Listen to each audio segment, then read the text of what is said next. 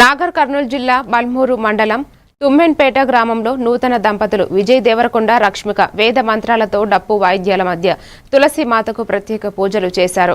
అనంతరం సత్యనారాయణ వ్రతం కార్యక్రమంలో ఆశీస్సులైనారు.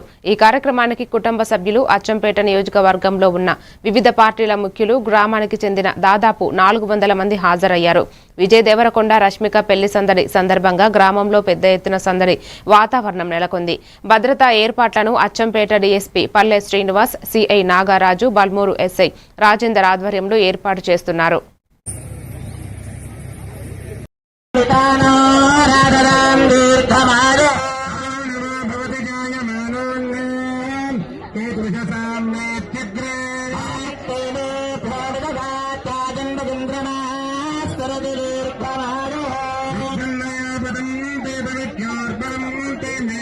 Apya kamya